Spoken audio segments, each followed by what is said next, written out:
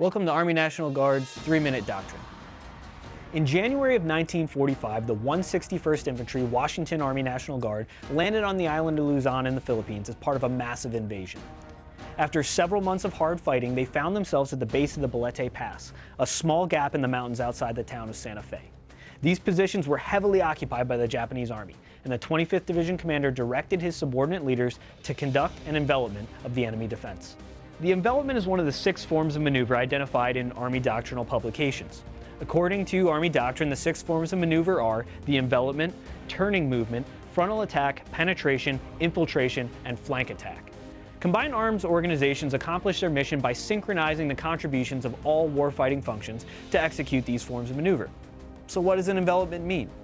FM 1-02.1 operational terms provides common language descriptions of the tasks and maneuvers to make up larger Army doctrine. If you're looking to understand something described in another publication, operational terms is the place to check.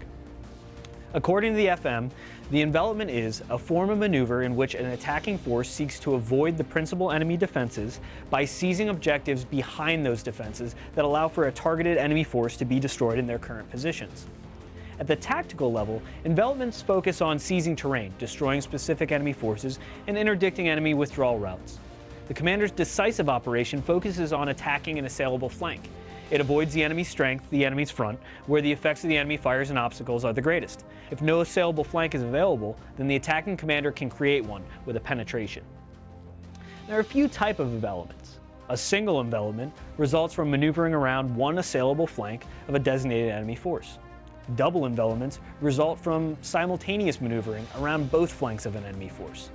Encirclement operations are operations where one force loses its freedom of maneuver because an opposing force is able to isolate it by controlling all ground lines of communication and reinforcement.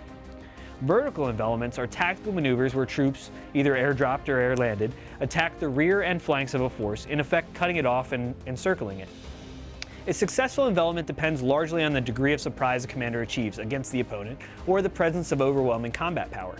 The probability of success also increases when the commander's forces have superior tactical mobility, possessing air and information superiority, and shaping operations to fix the bulk of the enemy forces in their current position. For these reasons, the envelopment is a preferred tactic of highly mobile units, such as Stryker, Air Assault, and Airborne. To defeat Japanese forces in the area, the 25th Division attempted a double envelopment. After bringing into play as additional assets, including additional fixing forces, engineers, artillery, and anti-aircraft units repurposed in a direct fire role, the commander of the 25th Division ordered the 161st Infantry to flank again. The 161st Infantry made their attack from a new position and was able to work their way around Japanese forces occupied by the fixing force and successfully envelop the pass, opening Highway 5 north to Santa Fe in May of 1945. To make their attack successful, the 161st Infantry displayed the key elements of conducting an envelopment. 161st avoided the principal defenses by seizing objectives around those defenses. They allowed the enemy force covering Highway 5 to be destroyed in their current positions, clearing the road north to Santa Fe. So when you're planning your next envelopment, remember to reference some doctrine and draw from the experience of those who came before us.